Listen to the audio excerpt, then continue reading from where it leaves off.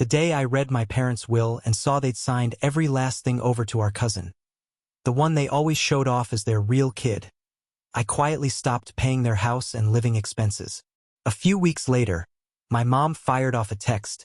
Send the money for the house payment. No, hi. No, how are you? I sent one short reply, and that's when everything started to fall apart. When I discovered my parents had secretly written me out of their entire will, leaving everything to a cousin they always fawned over, I didn't yell. I didn't argue. I just silently cut off the financial lifeline I'd been throwing them for years. And when my mother's cold text arrived weeks later demanding money, a chilling realization hit me. This was just the beginning of their long overdue comeuppance. I was sitting at my kitchen table, staring at a neat stack of papers that would forever change how I saw my family. My name's Ethan, I'm 32, and I had just finished reading my parents' will. Every last page, every clause, every signature. And there it was, in black and white. Everything. And I mean everything. The house, the land, Dad's classic car collection, Mom's jewelry. All of it had been left to my cousin, Leo. The same Leo my parents always called their real son, whenever they wanted to be particularly cruel. I wish I could tell you I was shocked, but honestly, I just felt hollow. It was like something I'd always suspected had finally been confirmed with brutal clarity. Growing up, my parents were masters at letting me know exactly where I stood, or more accurately, where I didn't stand in our family hierarchy. Leo was the golden boy, the family pride, the one they paraded around at every holiday dinner. Leo just got promoted. Leo just bought a new house. Leo's probably going to be a millionaire before 30. Meanwhile, when I graduated college, Mom literally said, "Oh, that's nice, Ethan," before asking me to take out the trash. For years, I kept telling myself they'd come around. I worked hard, paid my own way, and even covered their bills when Dad got laid off. Every single month, I quietly transferred money to make sure their mortgage stayed paid, their lights stayed on, and Mom could keep her ridiculous subscription to that wine of the month club she adored. It wasn't even about gratitude anymore. I'd given up on hearing thank you years ago. It was just about making sure they were okay. Because no matter how distant they kept me, they were still my parents. But that will, that was a knife to the gut. Not just because they left me nothing, but because it felt so deliberate, so intentional. It was like they wanted me to know once and for all that I was just the kid they happened to raise, not the one they actually cared about. I sat there for a long time, rereading the same lines, wondering if maybe I'd misunderstood. Maybe there was a secret trust or a hidden letter. But no, the lawyer was crystal clear. The entire estate was Leo's. So, I did something that even surprised me. I just stopped paying. No text, no announcement, no dramatic speech about how I was done. I just stopped. I let the due dates come and go. I let the utilities send their polite little reminders. And then one Tuesday morning, my phone buzzed. It was a text from Mom. No greeting, no small talk. Just, transfer the money for the mortgage. I stared at the screen. A dozen emotions fought to be heard in my head. Hurt, anger, exhaustion. I thought about all the times I'd bailed them out, all the sacrifices I'd made to keep things running smoothly, and how they'd repaid me by making sure I didn't even get the house I'd hoped to keep. I started typing, then deleted it, then typed again. My hands were literally shaking. Not from fear, but from years of pent-up frustration that had nowhere to go until this exact moment. I could feel something inside me shifting, a line being drawn. And then, just as I was about to hit send, another message popped up from her. "Leo said you've been acting cold lately. Is something wrong?" Something in me snapped. Not in a loud, shouting way, but in that quiet, dangerous way where you finally decide you're done being the family doormat. I took a deep breath, set my coffee cup down, and smiled to myself as I typed out a reply that would be the first step in a very different chapter of my life. And that's where everything really started to spiral. The next morning, I woke up to a string of missed calls, all from my mom, Eleanor. There were voicemails, too, each one sounding increasingly annoyed. The first was neutral. Clipped, "Ethan, call me back. Mortgage is due today." The second was sharper. "Why haven't you transferred it yet? You know how important it is to keep things current." Don't make this difficult. By the third, she was practically hissing into the phone. I don't know what's gotten into you lately, but this is unacceptable. Call me. I just sat there on the edge of my bed, staring at my phone like it was some kind of alien object. A few months ago, those voicemails would have sent me spiraling. Guilt, panic, the whole thing. I would have grabbed my laptop and paid the bill before I even brushed my teeth, just to keep the peace. But now, I just felt numb, like I was watching a movie about someone else's life. I didn't call her back. Instead, I got dressed, grabbed my keys, and went to work like nothing happened. But all day, I couldn't shake this low hum of dread in the back of my mind. Every time my phone buzzed, my stomach twisted. Not because I was worried about them, but because I knew this was just the beginning. My parents never handled being ignored well. Sure enough, that night, I got a text from my dad. Robert, call your mother. She's upset. That was it. No, how are you? No, is everything okay? Just a command. I didn't reply. The following weekend, I went over to their house. Leo was in town, and despite everything, a part of me wasn't ready to fully cut them off. Part of me hoped maybe things would feel normal, that maybe we could have a family dinner without me being reminded where I ranked. Big mistake. I walked into the living room and there was Leo lounging on the couch like he owned the place, which technically I guess he did now. Mom was perched on the arm of the sofa, smiling like she was hosting royalty. Ethan, she said, her face lighting up just enough to register my presence, but not enough to feel genuine. You're late. Leo's been telling us about his new promotion. I glanced at the clock. I wasn't late. Dinner wasn't even ready yet. Leo grinned, clearly loving the attention. Yeah, they finally made me team lead. Big raise too. Mom beamed at him. We're so proud of you. You work so hard, sweetie. She'd never once used that tone with me. Dad clapped Leo on the shoulder. We knew you'd get it. Always knew you'd go far. I sat there, pretending to be happy for him, but each word felt like a splinter under my skin. I wanted to scream, I work hard, too. I've been paying for this house while you two sit here bragging about someone else. Dinner was worse. Every time I tried to contribute to the conversation, someone would cut me off. Leo, yeah, at my company Mom. Oh, that's fascinating. Ethan, pass the salad, will you? Or me? I actually got a big client this week. Dad. Leo, did you tell him about your bonus? It was like I was invisible, just there to refill drinks and clear plates. At one point, Mom actually handed me her wine glass and said, Top me up, would you? You're closer. I bit back the words I wanted to say and just did it.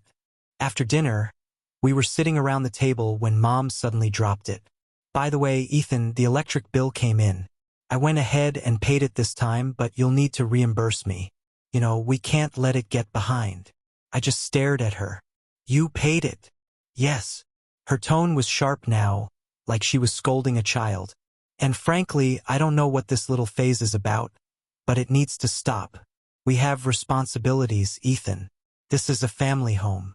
Leo smirked into his drink, clearly enjoying the show. Yeah, man. Don't leave them hanging. I turned to look at him, and something in my face must have changed, because his smile faltered for half a second before coming back, twice as smug. Dad crossed his arms. You've been acting different. Cold. Your mother's worried. I almost laughed. Worried? Not about me. About the bills. I just think, Mom continued, her voice rising, that after everything we've done for you, the least you can do is keep up your end. Your cousin shouldn't have to worry about coming home to a foreclosure notice one day. There it was. The first slip. I leaned back in my chair. So, this is about Leo. Mom blinked. This is about all of us, about family. No, I said quietly. It's about making sure Leo's inheritance stays in perfect shape. Isn't it? The room went dead silent. Leo shifted uncomfortably, and Dad's jaw tightened. Mom's lips thinned. That's not fair. I stood up slowly. No. What's not fair is asking me to bankroll a house I don't even get to keep. What's not fair is being treated like a stranger in my own family, while I pay for you to sit here and praise someone else. Her face hardened. Sit down, Ethan. Don't make a scene. I looked at her, really looked at her, and realized something. I wasn't angry anymore. I was done. I think I'm going to head out, I said, my voice calm, almost too calm. Leo chuckled under his breath. Touchy. I didn't respond. I just grabbed my coat and walked out, leaving their stunned silence behind me. That night, lying in bed, I couldn't stop replaying it in my head. Mom's tone, Dad's crossed arms, Leo's smirk. It was like they'd been waiting for me to crack, like they got some twisted satisfaction out of pushing me to the edge. The next morning, another text, mortgage is overdue. Call me. And then another, do you want this house to go into default? And then finally, if you can't handle this, maybe Leo should take over completely. He's always been more responsible anyway. I stared at that last one for a long time. My coffee went cold in my hand. Asterisk responsible. Always been more responsible. Asterisk it was almost funny, if it hadn't hurt so much. That's when I knew this wasn't just about money anymore. This was about respect. Or rather, the complete lack of it. And I wasn't going to play along quietly this time. But before I could even figure out my next move, something happened that turned everything upside down and made sure there was no going back. A few days passed in this weird, tense quiet. No calls, no texts. Part of me thought maybe they were cooling off. Maybe we could let this whole thing blow over without another fight. I even started to feel a little guilty, wondering if I'd overreacted by storming out. Maybe I was being dramatic. Maybe they didn't mean it the way it sounded. Then came Sunday. Mom called that morning, and to my surprise, her voice was chipper, almost sweet. Ethan, why don't you come over tonight? We're having a little get-together. Leo's still in town, and it would be nice to just have everyone under one roof again. I hesitated. Just dinner, of course, she said too quickly. Just dinner. We'll have your favorite roast chicken. I wanted to believe her. I really did. So I said yes. When I arrived that evening, the house was already buzzing. More cars were parked out front than I expected. Inside, I was greeted by the smell of food and the sound of laughter coming from the dining room. Felt almost normal. Ethan, Dad said, clapping me on the back when I walked in. Glad you made it. Grab a drink. We're about to start. I walked into the dining room, and that's when I saw it. There was a cake on the table, a big one, with congratulations, Leo, written across the top in bright blue frosting. I frowned. What's this? Mom smiled like it was the most natural thing in the world. Oh, we just thought we'd celebrate Leo's promotion properly. Isn't it great news? I stood there, feeling like I'd just been shoved into an alternate reality. You invited me over for a party? She tilted her head, clearly annoyed at my tone. Well, yes, you should be happy for your cousin. He's accomplished so much. I forced a polite nod and took a seat, trying to swallow the lump forming in my throat. The whole dinner was one long monologue about Leo's job, Leo's apartment, Leo's new girlfriend. Every time I tried to steer the conversation elsewhere, someone would loop it right back. But the real betrayal didn't come until dessert. Dad stood up, holding his glass. Before we cut the cake, we have a little announcement. I froze. Announcement? Mom stood too, her hand on Leo's shoulder like he was the guest of honor at some royal banquet. We've been talking, and we've decided it's time to make things official. Leo has agreed to take over all the financial responsibilities for the house. My stomach dropped. Effective immediately, Dad added, smiling. We're transferring all accounts and utilities to his name. He's even offered to set up automatic payments so we never fall behind again. The room erupted in applause. I just sat there, staring at them. My mind was spinning. Effective immediately? They hadn't even told me. Mom glanced at me, her smile tightening. This way, you don't have to worry about anything anymore. Isn't that a relief? A relief? That's what she called it? As if I hadn't been the one holding this whole thing together for years. But then Leo spoke up, and it felt like someone lit a match inside me. Yeah, we figured it was best to have someone responsible handle it. No offense, Ethan, but it's been a little rocky lately. No offense. Like it was a joke. The table chuckled softly, like this was all so reasonable, so civil. I felt my ears ringing. So that's it? You just hand everything over without even talking to me? Mom's smile faltered. We didn't want to upset you. Upset me? My voice cracked. You think not telling me was better? Leo leaned back in his chair, clearly enjoying the moment. Hey man, don't take it personally. It's just easier this way. Easier for who? I shot back. For everyone, Dad said, his tone firm now, like I was the unreasonable one. Look, Ethan, you've been distant, and we can't have the house falling behind on payments. This is just practical. I stared at them, speechless. Practical? That's what they called it. Mom reached for my hand across the table, her voice soft. This doesn't mean we don't appreciate what you've done, but Leo is in a better position right now. He can handle it. And then, as if the universe wanted to twist the knife, Leo raised his glass. To family, he said, smirking, and to keeping this place in good hands. Everyone clinked glasses. I couldn't move, couldn't speak. I just sat there, feeling this hot wave of shame and anger wash over me. It wasn't just about the house anymore. It was about being replaced. Publicly, deliberately, in front of people who thought this was all perfectly fine. When I didn't toast, Mom's smile dropped completely. Ethan, she said sharply, don't be rude. This is a happy occasion. I stood up so quickly my chair scraped across the floor. Happy for who? The room went dead silent. Ethan, Dad warned. I looked around at all of them. My parents, my cousin, these family friends who'd come to watch the show. And I realized something. They weren't embarrassed. They weren't sorry. They actually believed this was the right thing to do. I hope you all enjoy your cake, I said, my voice low. Because I'm done.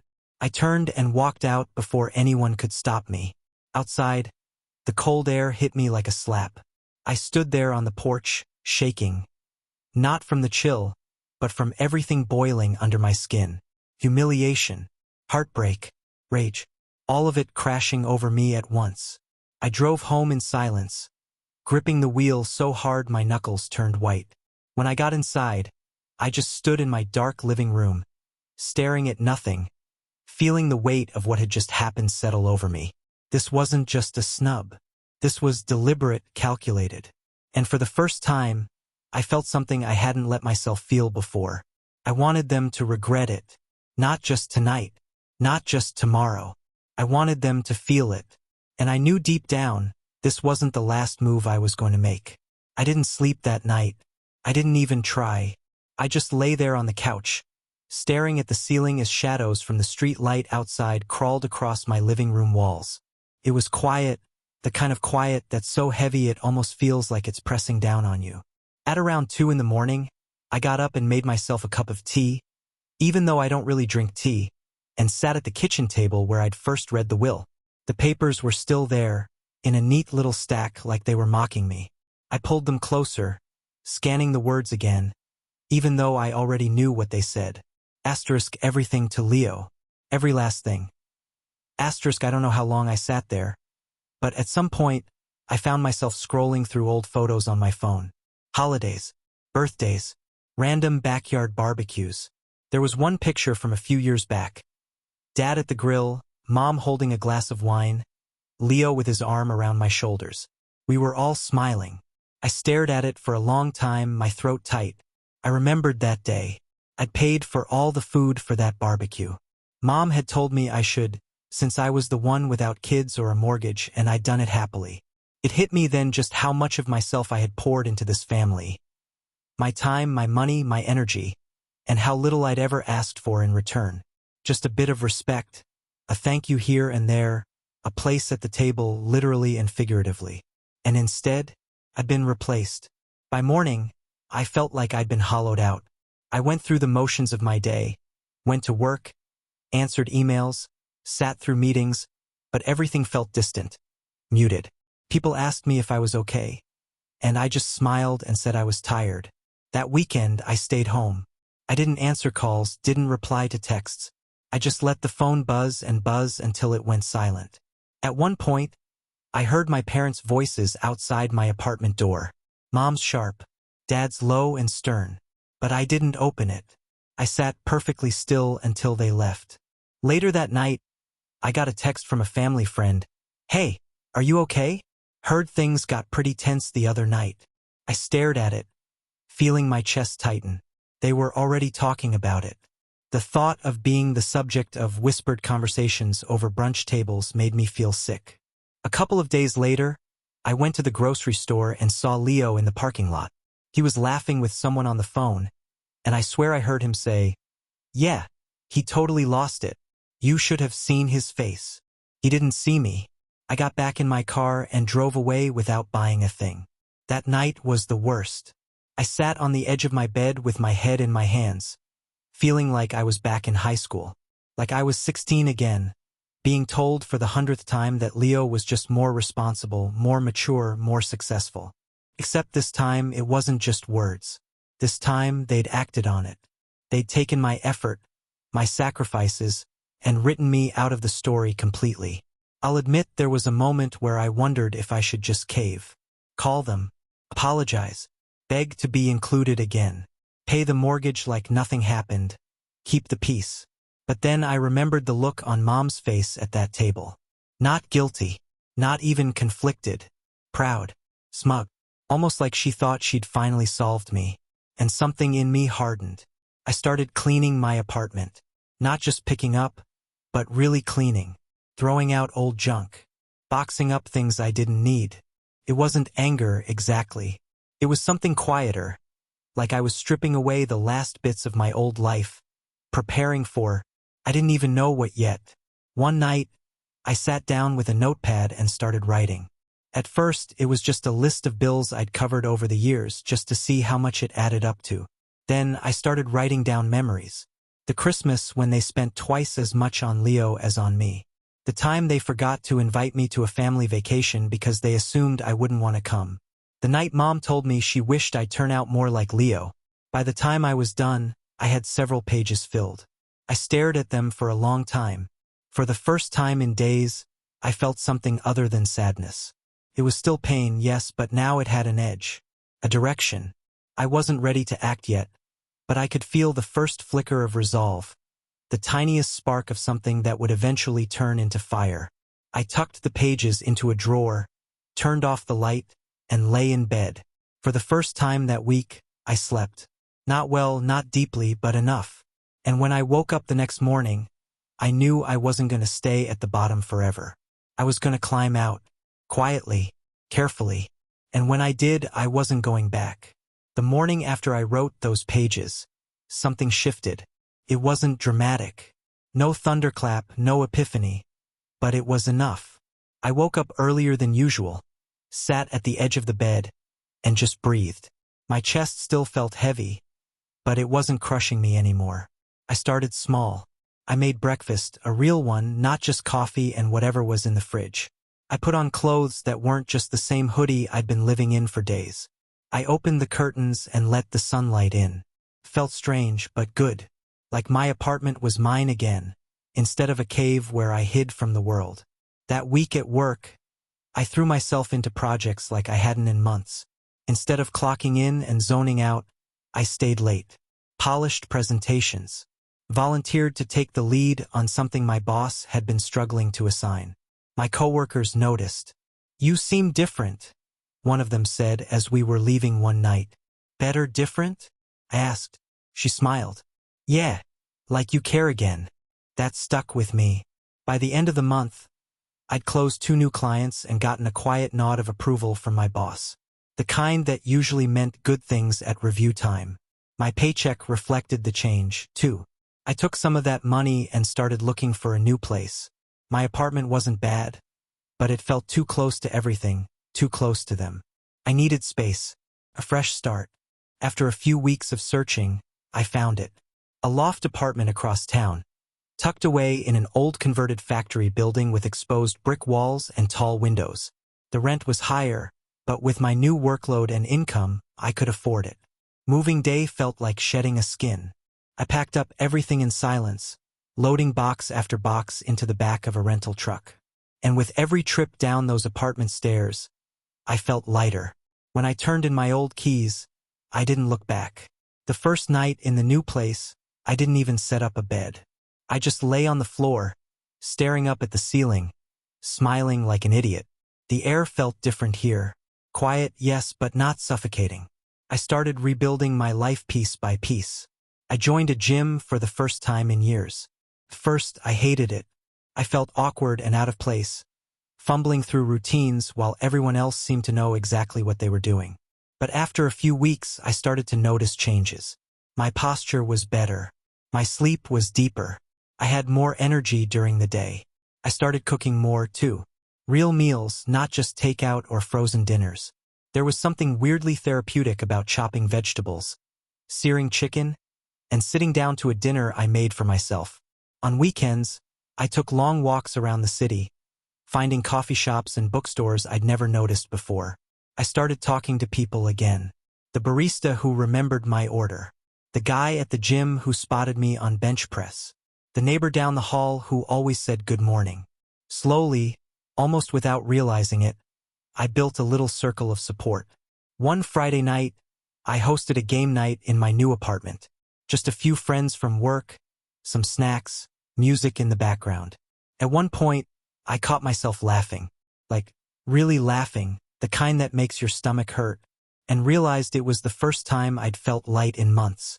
When everyone left, I stood in the doorway for a while, looking around my place. It was warm now, lived in. Mine. But I hadn't forgotten. The pages I'd written that night after the announcement dinner were still in my drawer. Sometimes I'd take them out and read through them, not to dwell on the pain, but to remind myself why I was doing all this. Why I was building something for myself. One night, about 3 months after I moved, I got a text from my mom. Leo is moving into the house officially this weekend.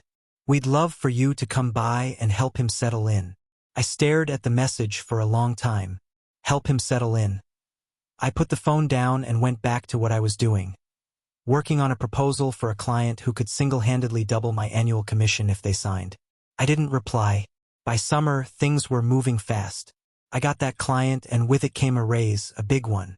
Enough that I could max out my savings account and start investing. It wasn't just about money, though. It was about finally feeling in control. For the first time, I wasn't just reacting to life. I was steering it. I started keeping a journal, jotting down ideas for the future, things I wanted to do, places I wanted to go, plans. And tucked between those hopeful notes were sharper ones. Reminders of what had happened, of what I wouldn't let happen again. I wasn't ready to confront them yet. Not quite, but I could feel the day coming closer. Every achievement, every step forward, every new piece of stability I built. It was all leading somewhere. Somewhere they wouldn't see coming. It was late August when the first real opportunity landed in my lap. I was sitting at my desk after hours, wrapping up some client calls, when I got an email from my boss. Subject: Leadership Training Cohort Nominations. She'd recommended me for an advanced program the company offered. A fast track for employees they considered future leadership material. It wasn't just fluff either. This was the kind of program that came with mentorship from senior executives, networking with decision-makers, and even exposure to the legal and financial sides of the business. I said yes before I even finished reading the email. The program kicked off a month later, and from the very first session, I felt like I was standing on higher ground. We covered negotiation, conflict resolution, financial literacy, and, the part that caught my attention most, estate planning and inheritance law. Normally, I would have skimmed that last module, but this time I was laser-focused. The instructor explained how wills worked, how probate could be challenged under certain conditions, and the different ways assets could be shielded or moved if someone contested them. My pen flew across the page as I took notes. That night, I went home and dug those papers out of my drawer again. I read every line, every date, every signature. And for the first time, I wasn't just seeing the betrayal. I was seeing potential cracks. There were things in that will that didn't add up. Timelines that were too close together. Witnesses that raised eyebrows. One clause in particular about the house being passed free and clear of all encumbrances. practically leapt off the page, because it wasn't free and clear. I'd been paying that mortgage for years, quietly, consistently, every single month. And I had the bank statements to prove it. I stayed up half the night pulling records. Old emails, payment receipts, copies of text messages where Mom had reminded me of due dates. I built a neat little folder, physical and digital, until I had a stack thick enough to make my point in any courtroom. The next weekend, I decided to visit them. Not because I wanted to see them, but because I wanted them to see me. When I pulled into the driveway, Leo's car was parked front and center, like a trophy. The house looked freshly painted. There were new flower beds along the walkway. My money had paid for those once. Mom opened the door, clearly surprised. "Ethan, we weren't expecting you." "I was in the neighborhood," I said casually, stepping inside. Leo was sprawled on the couch, watching TV. "Well, look who it is," he said with a grin. I ignored him and looked around. The place looked good, I had to admit. Lived in, but cared for. My chest tightened. "We just put in new carpet," Mom said proudly. "Yeah," Leo added, smirking. "Figured it was time to make this place really mine." I smiled faintly. "Looks nice." For the rest of the visit, I was calm, pleasant, even. I asked about the renovations, complimented the new furniture, even offered to help replace the back deck if they needed. Mom looked at me like she didn't quite trust the change in tone. "It's good to see you in better spirits," she said carefully. I nodded. "Yeah. Things have been going really well lately." That part was true. Very true. We chatted a bit longer before I left, but as I walked back to my car, I caught a glimpse of Leo watching me from the window, his expression somewhere between smug and suspicious. Back at home, I opened my laptop and started formalizing everything. I contacted an estate lawyer, a quiet, competent woman recommended by one of my mentors in the leadership program, and asked her a few questions. When I explained my situation, she actually chuckled. "You've been covering the mortgage for how many years?" "6, I said. She nodded slowly, jotting notes. "Depending on how the will is structured, you may have grounds to claim reimbursement for every payment you've made, potentially with interest. That could be significant." I sat there letting that sink in. Significant was an understatement. "And," she continued, "if the will wasn't updated properly after you became the primary financial contributor to the property, there's a chance you could challenge the entire distribution." I didn't say anything for a moment, just stared at her. "You don't have to decide right now," she said gently. "But if you'd like, I can start drafting a demand letter. Sometimes that's all it takes to get people to the table." When I left her office, I wasn't just holding my folder anymore. I was holding a weapon. Over the next few weeks, I kept playing the part of the calm, reformed son. I sent Mom polite texts asking how she was. I even dropped by once or twice with little gifts. Fresh bread from a bakery near my new place. A bottle of wine I knew she liked. Every time I saw them, I felt steadier. Every time Leo smirked, every time Dad made a backhanded comment, I just smiled. Inside, though, I was sharpening the blade.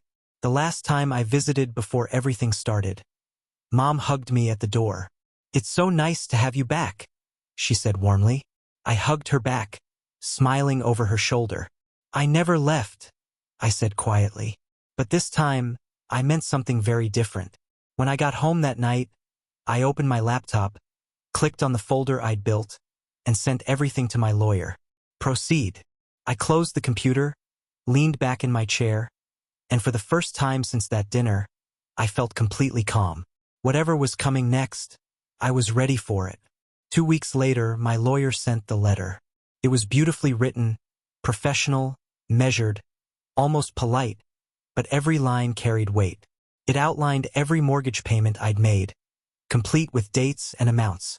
It cited the clause in the will about the house being free and clear, and explained in careful legal language that the property was only in that state because of my financial contributions. The closing paragraph was my favorite. "Our client is prepared to file a formal claim for reimbursement with interest, and if necessary, contest the validity of the will on the basis of inequitable treatment of a primary contributor. We would prefer to resolve this matter amicably." Amicably. Such a nice word for, You have one chance to make this right before we bring the entire legal system down on you. We sent copies to my parents and to the executive of the estate. And then I waited. It didn't take long. 3 days later, I got the first text from Mom. What is this letter? Call me immediately. I didn't. Then came one from Dad. This is ridiculous. You wouldn't actually do this to your own family. I let that one sit too. Finally, Leo texted me. Wow, really, man? You're gonna lawyer up over this? That's pathetic. I smiled at my phone, set it down, and went back to work on a client proposal. A week later, my lawyer called. They've asked for a meeting, she said. At the house. I agreed. Walking up that driveway felt different this time. I wasn't coming as the son who'd been written off, the invisible helper. I was coming as someone with leverage. Inside, the air was tense. Mom sat on the edge of the couch, wringing her hands. Dad stood by the fireplace, his jaw tight. Leo was leaning against the wall, trying to look casual, but clearly rattled. My lawyer and I sat across from them at the table. She opened her briefcase and laid out the documents like playing cards, calm and precise. We're here to discuss settlement, she began. Dad bristled. This is unnecessary. He's already out of the will, which is precisely why we're here, my lawyer said smoothly. Mr. Miller has made substantial financial contributions to this property. Without him, it would not be the asset it is today. Leo scoffed. Oh, come on. He just made some payments. She turned to him, her tone still pleasant, but steely. Some payments totaling over $120,000. Mr. Miller, I have every bank statement right here. Would you like me to read them out loud? His face went pale. Mom jumped in, her voice pleading now. We're family. Surely we can work this out without dragging lawyers into it. My lawyer smiled politely. That's exactly why we're here, to work it out. Then she looked at me. Would you like to speak? I took a deep breath and nodded. I'm not here to fight, I said, my voice calm and even. I just want what's fair. I carried this house for years, quietly, without complaint. And when I stopped, instead of asking me why, you replaced me publicly. Mom's face crumpled a little at that, but I kept going. I'm not asking for the house. I'm not asking for jewelry or heirlooms. All I want is to be repaid for what I put in. That's it. The room was silent for a long moment. Finally, Dad sighed, the fight going out of him. What are you asking for? My lawyer slid the document across the table. Here's the itemized total. We're willing to accept repayment in a single lump sum or through liquidation of assets if that's easier. Leo grabbed the paper and skimmed it, his face growing red. This is insane, he snapped. You're bleeding us dry. I looked at him, my expression unreadable. Funny. That's how I felt all those years I was covering for you. He opened his mouth to argue, then shut it again. After a long, tense back and forth, most of it handled by my lawyer, they finally agreed. The house would be refinanced under Leo's name, and a portion of that refinance would go directly to me. When the meeting ended, I stood up, calm and collected. Thank you, I said simply, gathering my things. As I reached the door, Leo muttered under his breath, Hope you're happy. I turned back just enough to look him in the eye. I will be, I said softly, and I meant it. 2 weeks later, the funds hit my account. Seeing that number there, money I'd earned back, money I could now use for my future, gave me a rush of satisfaction I can't even describe. I didn't call them. I didn't gloat. But when I signed the lease for a small office space to start the business I'd been dreaming about, I allowed myself a quiet smile, because now I wasn't just surviving. I was building something that no one could take away. The fallout came faster than I expected. It started with the phone calls. First Mom, then Dad, then Mom again.